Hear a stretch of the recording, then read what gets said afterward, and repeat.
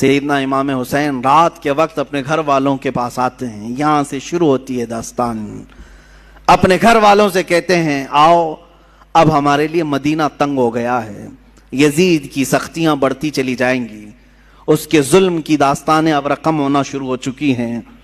اپنے گھر والوں سے کہا ہم سب ہجرت کر رہے ہیں مدینہ طیبہ سے. سب نے پوچھا کہاں جا رہے ہیں؟ کہا مکہ مکرمہ جائیں گے, وہاں جا کر کے حرم کعبہ میں رہیں گے. حرم کعبہ میں کوئی جنگ و جدال نہیں کر سکتا, قتل و قتال نہیں کر سکتا, حرم کعبہ میں جا کر رہیں گے. آپ اندازہ کریں رسول پاک نے ہجرت کر کے مکہ کو چھوڑ کر مدینہ آباد کیا. ان کے نواسے کے ساتھ ایسا معاملہ پیش آ رہا ہے کہ انہیں مدینہ سے ہجرت کر کے مکہ جانا پڑ رہا ہے. رات کے وقت اپنے گھر والوں کو اٹھایا اور جتنے لوگ تیار ہوئے ہیں اس میں اپنے عزیز خاندان کے لوگ تھے. مدینے سے پہلے کچھ ہی لوگ تیار ہوئے. آپ کی 2 بیویاں ساتھ میں تھیں, آپ کے شیرخوار بچے حضرت علی اصغر, آپ کے جوان بیٹے حضرت علی اکبر, آپ کے بھتیجے حضرت امام قاسم اور آپ کی بھتیجی اور آپ کی اپنی بڑی بیٹی حضرت سکینہ رضی اللہ تعالیٰ عنہا. یہ سب گھر والوں کا ایک قافلہ نکلا. پہلے تو یہ لوگ 12-15 کی تعداد میں تھے اور صبح کا وقت تھا جب مدینے سے یہ قافلہ نکلنے کو تیار ہوا. روضہ رسول پر میرے آقا کی بارگاہ میں امام حسین آئے. میرے عزیزو اب پھر یہاں سے حالات ہمارے بے قابو کر جاتے ہیں. میں یہ چاہتا ہوں کہ اس بار کے بیانات میں اب ہم رونے دھونے کو فوقیت نہ دیں. غم حسین تو تڑپاتا ضرور ہے لیکن ہم اپنے جذبوں کو جوان رکھنا چاہتے ہیں اور ہم چاہتے ہیں کہ اب حسینی کردار ادا کرنے کا وقت آ جائے. ہمارے جوانوں میں پھر وہ غیرت بیدار ہو جائے کہ ہم دین کی خاطر ہر مصیبت کو اور مشقت کو اٹھانے کے لیے تیار ہو جائیں. حسین اعظم روضہ رسول پر آئے, میرے آقا صلی اللہ علیہ وسلم کو سلام پیش کیا اور درد بھری آواز سے کہا یا رسول اللہ یا ابتا, اے میرے باپ. حضور کو اکثر وہ ابا کہہ کر کے ہی پکارتے تھے. میرے آقا کی بارگاہ میں پکار کر کے کہا آپ کے مدینے سے مجھے نکلنا پڑ رہا ہے, میرے لیے مدینہ تنگ کر دیا گیا, میرے چھوٹے بچے لے کر کے میں روانہ ہو رہا ہوں. یہ کیفیت تو میرے آقا ہی جانے. قبر اطہر سے اس حسین کو رخصت ہوتا ہوا دیکھ کر میرے آقا پر کیا گزر رہی ہوگی, جس کے گردن کو میرے آقا نے بوسے لیے, جس کو سونگھا کرتے تھے, جس کو دوش پر بٹھایا کرتے تھے, جس کو سجدوں پر اپنی پشت پر بٹھایا کرتے. اس حسین کی رخصتی یقیناً غم کا ماحول تو تھا. میرے آقا صلی اللہ علیہ وسلم کے روضہ اطہر سے نکل کر سیدہ کائنات فاطمہ الزہرا رضی اللہ تعالیٰ عنہا جو جنت البقیع میں دفن تھیں ان کے روضے پر آئے. اپنی ماں کی تربت پر آپ نے لپٹ کر کے رویا اور رخصتی کی اجازت مانگی اور کہا آپ کا حسین اگر مدینہ چھوڑ رہا ہے تو صرف اس لیے کہ رسول اللہ کا یہ مدینہ خون سے آلودہ نہ ہو, مسلمانوں کا خون نہ بہے. میں مسلمانوں کا خون بہنا نہیں دیکھنا چاہتا اور مدینے کی حرمت کو پامال ہونے نہیں دینا چاہتا, مجھے اجازت دی جائے. حسین اعظم نے اپنی ماں سے اجازت لی, اپنے چھوٹے بچوں کا ایک قافلہ لے کر نکل پڑے. میرے عزیزوں گھر والوں کا قافلہ جب مدینہ چھوڑ رہا ہے کیا کیفیت ہوتی ہے. ہم جیسے نکمے, ہم جیسے گنہگار صرف 7 دن یا 8 دن کے لیے عمرے پر مدینے جاتے ہیں تو چھوڑنے کا دل نہیں چاہتا. مدینے سے رخصت ہوتے ہیں تو آنسوؤں کی قطاریں لگ جاتی ہیں. کبھی ہم روزے کو دیکھتے ہیں, کبھی ہم بس میں آگے کا سفر دیکھ رہے ہوتے ہیں. مدینے کی سرحدیں نکلنے تک دل بار بار ہچکولے کھاتا رہتا ہے کہ مدینہ چھوٹ رہا ہے, مدینہ چھوٹ رہا ہے. ہم تو تمنا یہ لے کر کے جاتے ہیں کہ کاش مدینے میں موت آ جائے, میرے آقا کے قدموں میں دفن ہونا نصیب ہو جائے. لیکن جب رخصتی کا وقت آتا ہے پوچھو حاجیوں سے کیا کیفیت ہوتی ہے, عمرہ کرنے والوں سے پوچھو. مدینے سے جب رخصت ہو کر کے آتے ہیں میں نے خود دیکھا ہے حاجی کبھی کھمبوں کو پکڑ رو رہے ہوتے ہیں, کبھی دروازوں کو پکڑ کر, کبھی چمٹ کر کے اور بوسے دے کر کے رخصتی لے رہے ہوتے ہیں. حسین اعظم کا کیا حال ہوگا جن کا بچپنا اس مدینے میں گزرا ہے, جنہوں نے رسول اللہ کو نمازیں پڑھاتے وہاں دیکھا ہے, میرے آقا کو اللہ کی قرآن کی آیتیں سناتا ہوا انہوں نے وہاں دیکھا ہے, حدیثیں میرے آقا کی انہوں نے سنی ہیں, جن کا کھیلنا کودنا اس مدینہ طیبہ میں گزرا ہے جہاں میرے آقا صلی اللہ علیہ وسلم ان کے گھر آیا کرتے, جبرائیل ان کے گھر اترا کرتے. یہ ساری یادیں چھوڑ کر کے حسین اعظم ہجرت کر رہے تھے۔ میرے عزیزو، ہجرت معمولی چیز نہیں ہے، یہ الفاظ میں بیان بھی نہیں ہو سکتی۔ آپ اپنے گھر بیٹھے ہیں، اللہ آپ کے گھروں کو سلامت رکھے۔ میں جانتا ہوں گھر کو چھوڑنے کی کیفیت کیا ہوتی ہے۔ ہم جب اپنے گھر چھوڑ کر دوسری جگہ خدمت اسلام کے لیے بھی جا رہے ہوتے ہیں، مجھے یاد ہے وہ بات جب پڑھنے کے لیے ہم بچپن میں مدرسے جا رہے ہوتے تو پورا سفر ٹرین میں روتے ہوئے جاتے تھے۔ کبھی ماں کی شکل سامنے آتی، کبھی باپ کی شکل، کبھی دوست یاد آتے، کبھی بھائی یاد آتے۔ ہم جانے کے 1 مہینے تک وہاں روتے رہتے تھے۔ ہمیں معلوم ہے گھر کو چھوڑنے کی کیفیت کیا ہوتی ہے، اور وہ حسین اعظم اپنے اس مدینہ رسول کو چھوڑ کر جا رہے تھے جہاں ان کی ہزاروں یادیں تھیں، جہاں ان کی ہزاروں یادیں میرے آقا سے وابستہ تھیں۔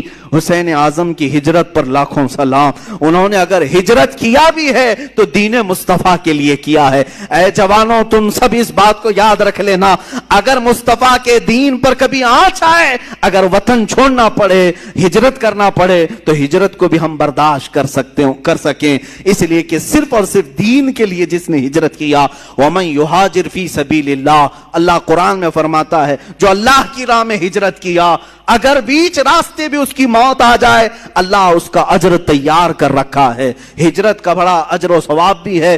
میرے عزیزو، دین مصطفیٰ کے لیے یہ اٹھایا حسین اعظم نے، سارا کشٹ، ساری مصیبتیں، ساری مشقتیں، یہاں سے نکل کر کے مکہ مکرمہ کا سفر کیا۔ مکہ مکرمہ جب پہنچے، امام عالی مقام، یہ شعبان کا مہینہ تھا، اور شعبان کے بعد ٹھیک رمضان آنے والا تھا۔ مکہ والوں نے استقبال کیا، اور اچھے سے سارے لوگ ملنے جلنے لگے، اور کہا اچھا کیا آپ نے یہاں تشریف لائے، امن و امان کے ساتھ رہیں۔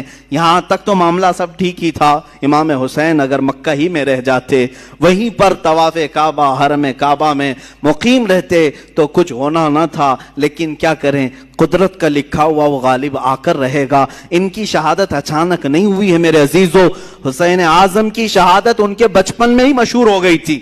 حضور اکرم صلی اللہ علیہ وسلم حضرت ام سلمہ اپنی زوجہ کے پاس ایک شیشی میں تھوڑی سی مٹی لا کر کے دیتے ہیں اور کہتے ہیں اے ام سلمہ، جبرائیل میرے پاس آئے تھے اور انہوں نے کہا یا رسول اللہ، آپ کی امت آپ کے اس نواسے کو ایک جگہ پر قتل کر دے گی اور خون بہا دے گی۔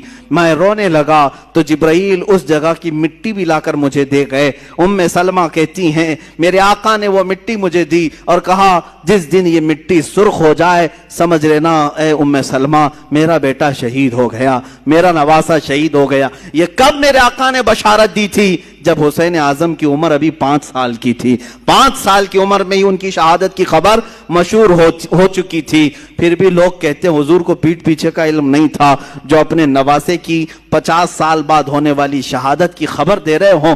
میرے آقا صلی اللہ علیہ وسلم غیب دان نبی ہیں۔ آقا کونین صلی اللہ علیہ وسلم نے فرمایا تھا اور قدرت کا لکھا غالبانہ تھا۔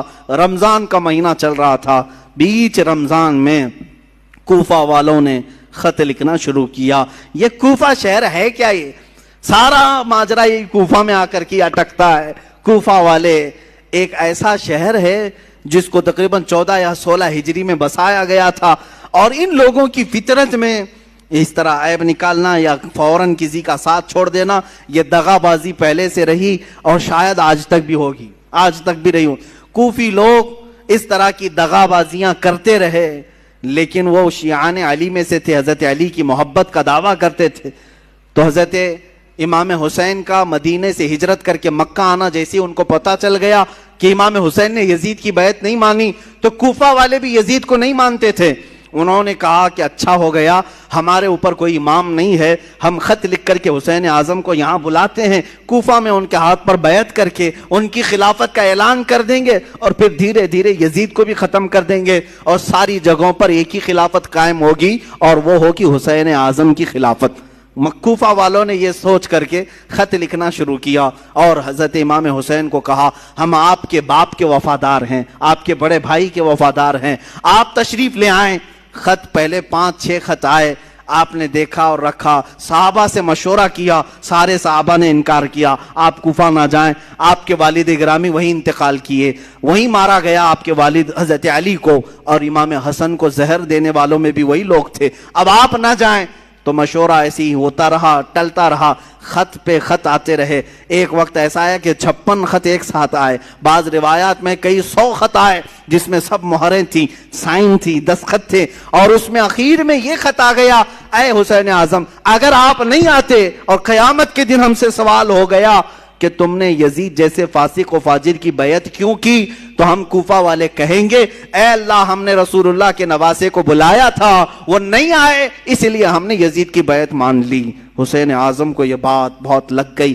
کہا ان لوگوں نے تو ایسی بات رکھ دی ہے, قیامت کے دن اگر مولا مجھ سے سوال کر لے کہ حسین تم اہل تھے خلافت کے اور لوگ بلا بھی رہے تھے, تم نے ان کو یزید جیسے فاسق و فاجر کے حوالے چھوڑ کر مکہ میں امن و امان کیوں لے لیا, تمہیں جانا چاہیے تھا, میں کیا جواب دوں گا اللہ کی بارگاہ میں.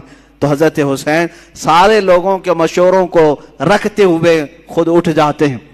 یہ رمضان بھی ختم ہوا, حج کا موسم قریب آ چکا تھا. امام حسین رضی اللہ تعالیٰ عنہ نے کہا نہیں اب میں کوفہ جاتا ہوں. پھر بعد میں اصرار ہوا, منع ہوتا رہا. پھر صحابہ کی ایک رائے بیچ میں نکل آئی. حضرت عبداللہ ابن عمر, حضرت عبداللہ ابن زبیر رضی اللہ تعالیٰ عنہما نے کہا ایسا کریں آپ کے جو معتمد ہیں, جو بہت خاص ہیں, ان کو آپ بھیجیں اور اگر وہ آپ کو کہہ دیں کہ یہاں حالات ٹھیک ہے تو آپ چلے جائیں. تو امام حسین نے اپنے بھائی حضرت امام مسلم بن عقیل رضی اللہ تعالیٰ, جو آپ کے چچیرے بھائی تھے, حضرت امام حسین کے چچیرے بھائی تھے, بڑے معتمد تھے, سفر میں ہمیشہ ساتھ رہتے. اچھا یہ بھی میں بتاؤں, امام حسین جب مکہ آئے تو الگ الگ علاقوں سے سب ہجرت کر کے اس قافلے میں شامل ہو گئے تھے. تب جا کر کے یہ قافلہ 82 لوگوں کا ہو گیا تھا. جو 82 کی تعداد آپ سنتے ہیں یہ دھیرے دھیرے بیچ بیچ میں ملتے آئے. تو امام حسین نے حضرت امام مسلم کو بھیجا کہ آپ جائیں کوفہ اور وہاں جا کر کے آپ خط لکھیں, اگر حالات صحیح ہوں گے تو میں اپنے قافلے کو لے کر کوفہ آ جاؤں گا. امام مسلم نکلے اور جب وہ راستے میں گئے تو کچھ لوگوں سے راستہ پوچھتے ہوئے کوفہ تک پہنچے. میں بہت مختصر سے حالات بیان کر رہا ہوں میرے عزیزو. امام مسلم جب کوفہ آئے تو کوفہ والوں نے بہت شاندار استقبال کیا, بڑا شاندار استقبال کیا, اور اس کے بعد آپ کو گورنر ہاؤس میں لے گئے. وہاں جانے کے بعد نعمان بن بشیر نام سے جو وہاں گورنر تھے ان کو ہٹایا گیا. امام مسلم بن عقیل کے ہاتھ میں 12,000 کوفیوں نے بیعت کیا. روز صبح شام آپ کے ارد گرد بھیڑ لگی رہتی تھی, لوگ چاہنے والوں کی کثرت تھی. امام مسلم نے دیکھا کوفہ والے سچے عقیدت مند ہیں, سچی محبت والے ہیں, تو امام حسین کو انہوں نے خط لکھ دیا, حالات سب اچھے ہیں, آپ تشریف لے آئیں. امام مسلم بن عقیل نے جب یہ حالات دیکھ کر خط لکھا, اچانک معاملہ پلٹ گیا. کیسے؟ یزید کو خبر دی گئی کہ امام مسلم وہاں کوفہ پہنچے ہیں حسین کی طرف سے وکیل بن کر اور بیعت لے رہے ہیں تمہارے خلاف وہ خلافت کا اعلان کرنے والے ہیں. یزید نے پوچھا کیا کیا جائے؟ کہا گیا, اس سے مشورہ دینے والوں نے کہا نعمان بن بشیر جو وہاں کے گورنر ہیں وہ نرم دل ہیں, یا تو پھر وہ خود ہی یہ کام کرا رہے ہوں گے, ان کو ہٹاؤ, ایک سخت قسم کے آدمی کو وہاں بھیجو. پوچھا گیا کون ہو سکتا ہے ایسا سخت آدمی؟ تو سارے لوگوں نے عبید اللہ ابن زیاد کا نام لیا, جو ایک زانیہ کا بیٹا تھا اور بڑا ہی سخت قسم کا آدمی تھا, رحم نام کی کوئی چیز ہی نہیں تھی. ابن زیاد یہ بصرہ میں رہتا تھا. یزید نے اس کو گورنر بنا کر کوفہ بھیجا. وہ چوری سے کوفہ میں آیا, گورنر ہاؤس میں داخل ہو گیا. رات کے وقت آیا, کوفہ والوں کو معلوم نہیں ہوا. اچانک آتے ہی اس نے گورنر ہاؤس پر کھڑے ہو کر اعلان کیا میں خلیفۃ المسلمین یزید کی طرف سے گورنر بن کر کے آیا ہوں, نعمان بن بشیر بھی نہیں, مسلم بن عقیل بھی نہیں, اب تم سب کے سب یزید کی بیعت کرو. سب لوگ بھڑک گئے, بپھر گئے, سب گورنر ہاؤس کا احاطہ کیے. لیکن یہ چالاک عیار آدمی نے کوفہ کے معزز خاندانوں میں سے کچھ لوگوں کو گرفتار کر کے اپنے گورنر ہاؤس میں بند کیا تھا, اور 10-12 لوگ ایسے تھے جن کو قید کر کے رکھا تھا. امام مسلم کے ساتھ 10,000 لوگ آئے, گورنر ہاؤس کے اطراف گھیرا کیا. تو مسلم بن عقیل کی اس کیفیت کو دیکھ کر اس ابن زیاد نے یہاں پر جو موجود جو 12 لوگ تھے ان کو چھتوں پر کھڑا کیا اور کہا تمہارے خاندانوں کو ہٹنے کا حکم دے دو, جو بھی مسلم بن عقیل کے ساتھ ہیں ان سے کہہ دو کہ وہ سب گھر چلے جائیں, ورنہ میں تم سب کا قتل کر دوں گا. وہ ڈر گئے, چھت پر کھڑے ہو کر اپنے اپنے خاندانوں سے کہنے لگے تم سب کے سب چھوڑ دو، چلے جاؤ، ابن زیاد سخت آدمی ہے، یزید کی فوج آ سکتی ہے، فلاں فلاں۔ ان کی باتوں میں آ کر کے خاندان بکھرتے چلے گئے، امام مسلم بن عقیل کا ساتھ چھوڑنے لگے۔ اتنا ہونے کے بعد کل کی صبح جو آتی ہے، امام مسلم بن عقیل فجر کی نماز میں حاضر ہوتے ہیں تو دیکھا آپ کے پیچھے آپ کے بچوں کے سوا کوئی نہیں ہے، کوفہ والے کوئی نہیں ہے۔ یہ وقت کا بڑا عالمیہ ہے جب کسی امام وقت کو چھوڑ دیا جاتا ہے۔ عزیزان گرامی، یہ وقت ہمیشہ آتا رہتا ہے اور ہمیں بتاتا رہتا ہے لوگوں کے چھوڑ دینے سے دین رکتا کبھی نہیں ہے۔ اگر کوفہ والے دھوکہ کیے تھے امام مسلم کے ساتھ تو دین ختم کبھی نہیں ہوا، دھوکہ کیا اور لعنت قیامت تک اپنے سروں پر لے لیا، لیکن دین تو پھلتا پھولتا ہی رہا۔ آج بھی میں کہتا ہوں دین کا کام اگر تم کرنے کے لیے کھڑے ہو گئے، اگر کسی نے تمہارا ساتھ چھوڑ دیا تو وہ لعنت کا شکار ہوگا، دین تو کبھی نہیں رکے گا، تمہارے ساتھ دین کا نام قیامت تک رہے گا۔ عزیزان گرامی، میں وقت کی قلت کی وجہ سے اب اپنی گفتگو کو ختم کرتا ہوں، باقی کا واقعہ کل عرض کروں گا۔ امام مسلم بن عقیل رضی اللہ تعالیٰ عنہ کو تنہا پا کر کے ایک ہانی بن عروہ نام سے شخص تھے، وہ بڑے معزز تھے، انہوں نے پناہ دیا اپنے گھر میں۔ ابن زیاد کو خبر لگی تو ہانی بن عروہ 80 سال کے تھے، ان کو بلایا اور گورنر ہاؤس میں اوپر سے انہیں ڈھکیل کر کے قتل کر دیا۔ جنہوں نے امام مسلم بن عقیل کو پناہ دیا تھا ان کا قتل کر دیا۔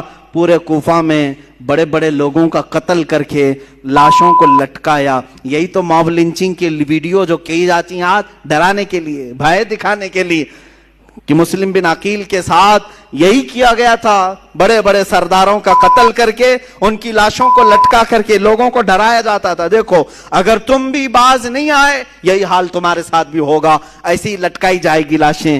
عزیزان گرامی، جو حسینی ہوتے ہیں وہ اس طرح کی موب لنچنگ سے کبھی ڈرتے نہیں ہیں، خوف نہیں کھاتے ہیں۔ آج بھی یہی کیا جا رہا ہے، جگہ جگہ پر مسلمانوں کو مار کر کے ان کی ویڈیو وائرل کی جاتی ہے۔ خوف نہ کھانا ہے مسلمانوں، جو مارے جائیں گے وہ شہادت کا مقام پائیں گے انشاءاللہ، اور جو ظلماً قتل کیے جائیں گے وہ جام شہادت نوش کریں گے، اور باقی رہنے والے خوف اپنے دل سے نکالیں۔ اگر ہمارے 1000 ٹکڑے بھی ہو جائیں تو اسلام کے درخت کو کوئی آنچ نہیں آ سکتی۔ اس کی حفاظت تو اللہ نے اپنے ذمہ کرم پر لیا۔